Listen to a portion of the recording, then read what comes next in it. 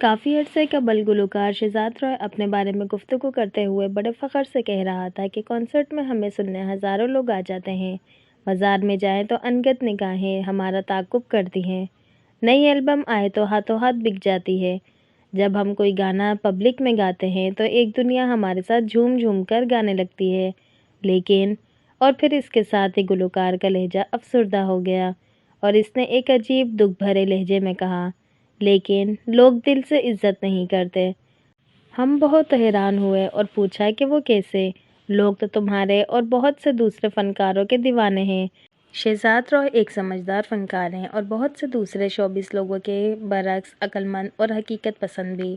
اس پر ہنس کر کہنے لگا کہ میں تمہیں ایک سچا واقعہ سناتا ہوں، بات تمہاری سمجھ میں آ جائے گی۔ اور واقعی شہزاد رائے کی کہانی سن کر بات ہماری سمجھ میں آ گئی۔ آپ بھی سنیے اس کی زبانی، شاید بہت سی گرہ کھل جائیں۔ ایک دفعہ پنجاب کے ایک بہت بڑے زمیندار کے گھر پر فنکشن تھا۔ غالباً زمیندار صاحب کے بیٹے کی شادی تھی۔ مجھ سمیت کئی دوسرے فنکاروں کو بھی مدعو کیا گیا تھا۔ جس کو بھی بلایا وہ پہنچا کہ پیسہ منہ مانگا دیا جا رہا تھا۔ کئی چھوٹی موٹی اپائنٹمنٹ چودھری صاحب کی فنکشن میں شرکت کے لیے کینسل کی گئیں۔ سب کو پیسہ ہی اتنا بھرپور مل رہا تھا۔ بہرحال پورا طائفہ چودھری صاحب کے ہاں پہنچ گیا۔ فنکشن فیصل آباد کے علاقے میں ایک گاؤں میں زمیندار صاحب کی قلعہ نما حویلی میں تھا۔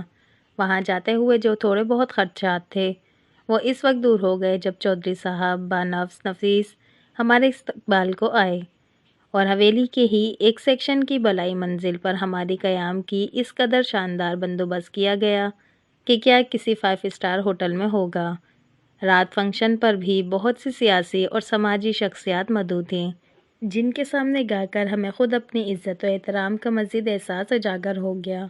زمیندار صاحب کے کارندوں نے بھی ہماری آؤبھگت میں کوئی کسر نہ اٹھا رکھی۔ رات گئے فنکشن ختم ہونے کے بعد جب ہم سونے کے لیے گئے تو ہم خود اپنی نظروں میں پہلے سے کہیں زیادہ قدر و آور ہو چکے تھے۔ میری آنکھ رل صبح کھل گئی۔ میں اٹھ کر کھڑکی کے پاس آ کھڑا ہوا اور باہر کے دل فریب منظر کا نظارہ کرنے وہیں کھڑا ہو گیا۔ گاؤں والے تو سحر خیزی کے عادی ہوتے ہیں۔ باہر بہت سے لوگ رات کی فنکشن کے سامان سمیٹنے میں مصروف تھے۔ میں انہیں دیکھ ہی رہا تھا کہ دوسری جانب سے چودھری صاحب بانفس نفیس خود ہاتھ میں ایک اسٹک تھامے آتے نظر آئے۔ غالباً باغیچے میں مارننگ واک سے واپس آ رہے تھے۔ میں اس منظر سے محظوظ ہو ہی رہا تھا کہ چودھری صاحب کی آواز سنائی دی، اوئے رحمان کنجرا دے چائے ناشتے دا انتظام تے ٹھیک ہو گیا نا؟ ہاں چودھری صاحب تسا فکر نہ کرو، کوئی شکایت دا موقع نہ مل سی۔ اور پھر چودھری صاحب نے جو ہم کنجروں کے لیے کافی فکر مند تھے مزید تاکید کرتے ہوئے فرمایا، ہاں بھائی ایک کنجر ہمارے مہمان اور میرے پتر دی شادی دے آئے نے خوشی خوشی واپس جانے چاہیے۔ تو یہ تھی ہماری عزت ان کی نظر میں۔